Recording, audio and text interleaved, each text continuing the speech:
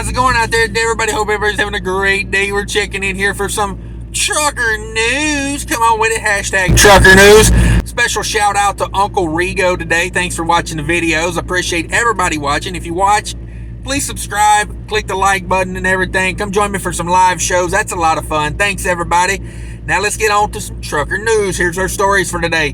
Nebraska trooper recovers semi-trailer loaded with Amazon products that was stolen out of Maryland. Come on with it. If your Amazon product didn't show up, that might be on that trailer. Truck driver salary increased significantly in 2021, making that money. Come on with it. Trucking student looking for a refund after instructor falls asleep on every drive. Yes, your instructor should not be asleep while you're trying to be trained.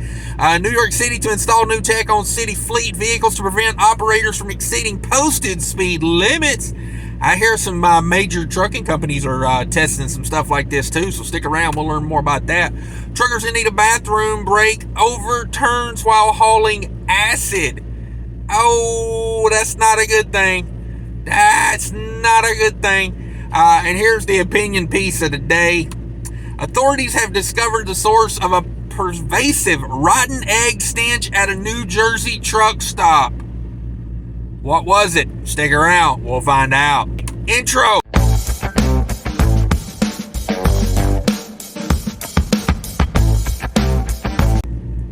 right, first story of the day. Nebraska trooper recovers semi-trailer loaded with Amazon products stolen out of Maryland. Way to go, Nebraska trooper. The Nebraska State Patrol recently recovered a stolen semi-trailer following a traffic stop on I-80. Come on with it. There we go. That's what I like to hear. Troopers out here catching bad guys instead of, breaking, busting balls of, regular truckers. Just trying to do a job. Just trying to do a job out here. Trailer was recovered Friday, August 12th near Waverly, Nebraska. On Friday morning, Nebraska State Police was notified by a trucking company that a stolen trailer loaded with Amazon product was believed to be in the state of Nebraska. The trailer was reportedly stolen out of Maryland in early August. Approximately 12 minutes after receiving the report, a trooper located the semi as it was traveling eastbound on I-80 near Waverly. The trooper performed a traffic stop and took the driver and co-driver into custody without incident. Rain Dunan, 37 of Lake Worth, Florida, and Ann Masseri, 38 of Deerfield Beach, Florida, were arrested and booked into the Lancaster County Jail on charges of theft by receiving stolen property over $5,000. The trailer was released to the trucking company. Come on with it. So got the stolen trailer back. Love that. All right. Truck driver salary increases significantly in 2021. Come on with it. So if you're still getting 40 cents a mile in 2021, you might be getting underpaid. A new study released by the American Trucking Association. Oh, we love them boys over there at the ATA, don't we? So, dramatic increase in trucker pay. On August 10th, the ATA is probably writing this as a complaint letter. Driver pay is up. Just saying. Not personally a fan of the ATA.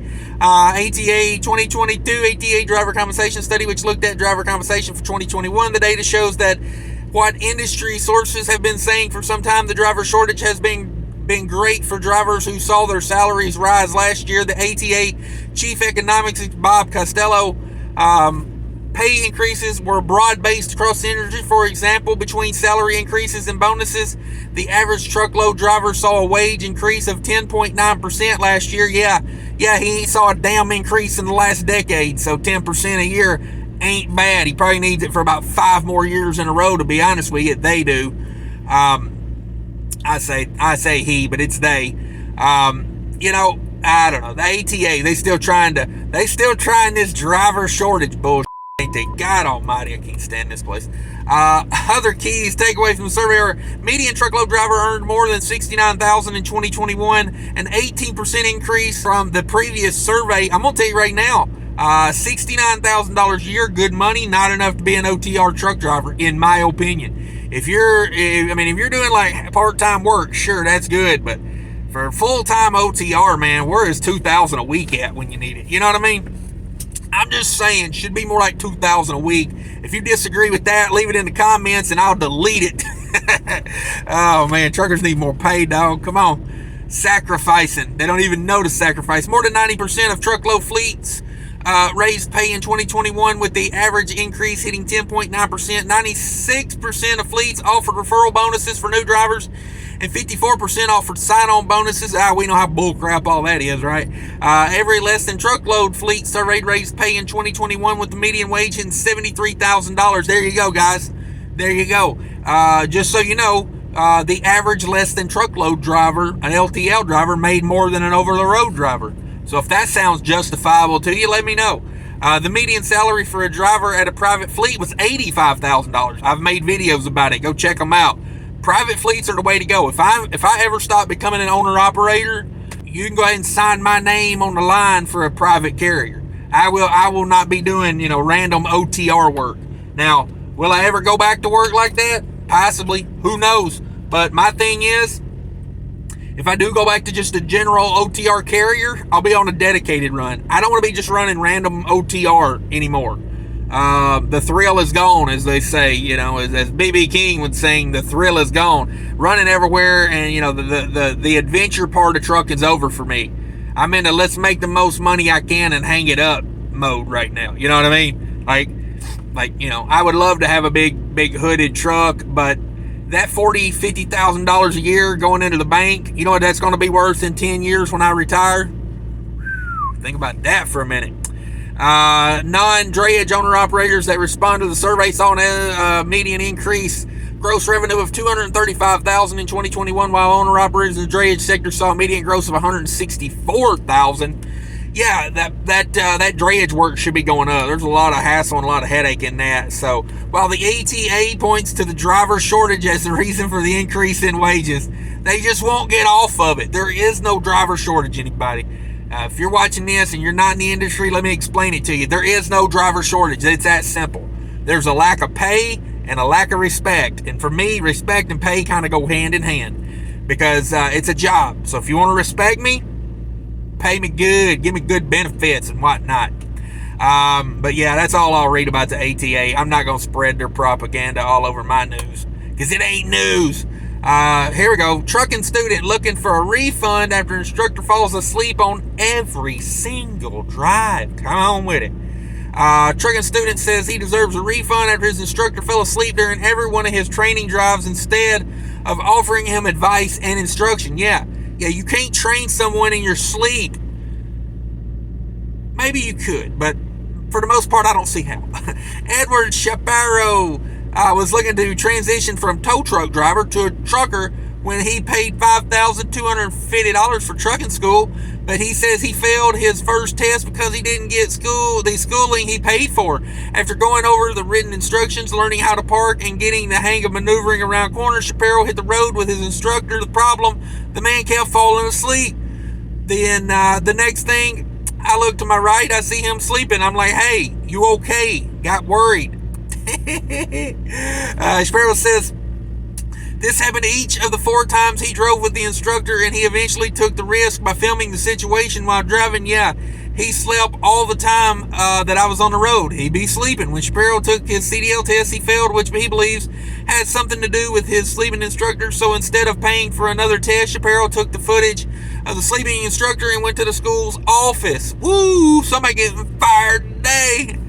I took video and went up to the boss's owner and showed them the video. They got mad at me, said I was not supposed to make that video, Shapiro says. The next day, Shapiro says his teacher met him in the parking lot and confronted him physically, which eventually led to him getting fired. Shapiro being kicked out of the school without a refund of his tuition. Woo-wee!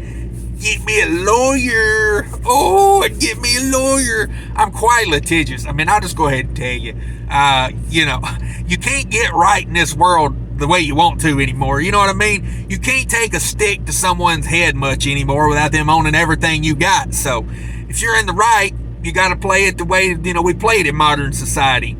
No one can take an ass whooping without going, and suing your ass off. So you got to do the next best thing and get yourself a good lawyer.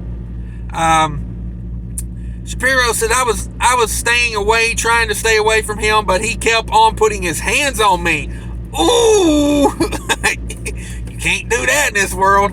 Oh, you can't do that without his CDL or a refund. Shapiro says he was in a tough situation. I cried because I was having a baby.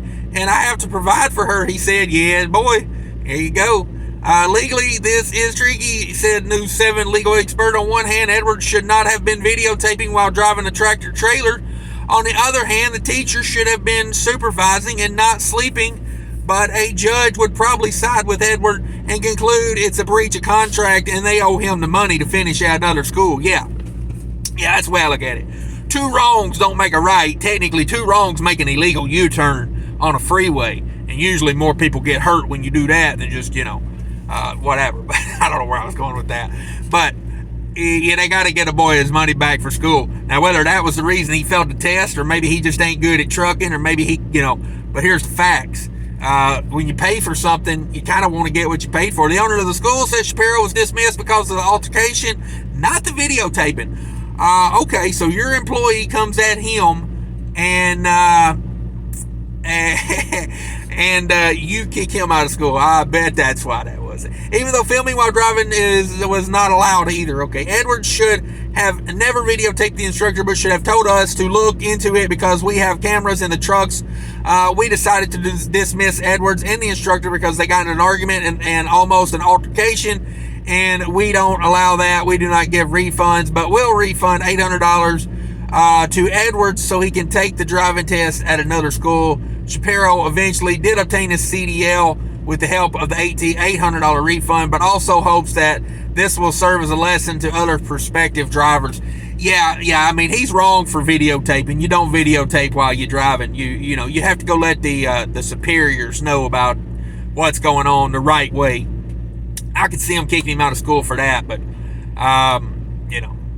yeah. New York City to install new tech on city's fleet vehicles to prevent operators from exceeding posted speed limits. Now, this is like salt trucks and road construction trucks they're talking about here. This week, New York City Mayor Eric Adams announced a new program to install speed limiting devices on the city's fleet vehicles. On August 11th, Adam announced a new pilot program to install active intelligent speed assistant technology in 50 city vehicles to prevent operators from exceeding the local speed limits. So basically what it is, they got technology now. They put it up in your windshield. It's a camera. It's one of those smart cameras. And whenever you go out a speed limit sign, it's linked to the ECU of the truck. If it says 55 on the speed limit sign, truck's governed at 55. It's crazy, I know, but they doing it. Trucker in need of a bathroom break overturns while hauling acid. Holy hell. Was he peeing in a cup? What's going on here? A semi-truck hauling acid overturned in Arizona recently when the driver tried to pull over for a bathroom break. Hey, peeing in a cup couldn't be much more dangerous, could it? Was he standing on his top step, pooping in a bag? The accident happened at 3:26 a.m. July 31st, but documents regarding the incident weren't released to the Graham County Sheriff's Office until Wednesday, the 10th. According to the EA Courier, the truck was hauling acid eastbound in the area of Norton Road and Ray Lane at about 30 miles an hour when he pulled over to the dirt shoulder to take a bathroom break before pulling into the Safford Mine. Was that big copper mine out there or something, I wonder? Trucker Jordan Schmelwell told police that the shoulder was muddy and he pulled over because causing the truck to slide to the south and overturn into a cotton field. The truck landed passenger side down and Schmelwell was uninjured. Man, oh man. That is a bad deal there. You hauling a tanker of acid, you pull over to take a leak, and what do you know? Next thing you know, your truck's on its side. Damn it, boy. Hashtag damn it, boy. Now, here's the opinion piece of the day. We're going to run right into it. Authorities discover source of pervasive rotten egg stench at a New Jersey truck stop. I mean, honestly, if you're at a truck stop in New Jersey, I'd be more concerned if it didn't smell like rotten egg. Just saying.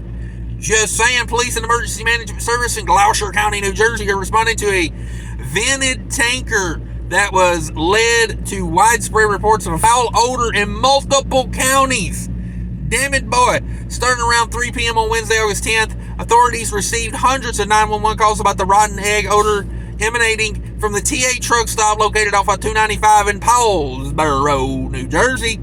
Yeah, crazy. The smell was strong. People from neighboring counties were calling to complain. New Jersey authorities were able to track down the source of the smell to a tanker truck. The widespread odor coming from the truck stop in East Greenwich from a trailer containing about 7,000 pounds of lubizol that is venting. The chemical has a rotten egg smell. It's not natural gas. Police, fire, EMS, hazmat, OEM are on location managing the situation. It is recommended to stay indoors and limit outdoor activities at this time, says Gloucester County Emergency Management. Police have clarified that there is no chemical leak and that the tanker is venting in response to high temperatures. So that was what was causing it. The tanker was hot. It was venting the chemical, so it didn't explode. It's all part of living in a very complex world we live in. Am I right? Lubizol can cause skin irritation and eye damage, but authorities say there's no risk to the public. Authorities will continue to monitor the air quality for safety. Until then, stay inside, they're saying. That's it, guys. That's Trucker News. Thanks, everybody, for watching. Be sure to smash that like button. Subscribe down below. And remember, take care of each other out there. And people are more important than trucking. Till next time. Bye.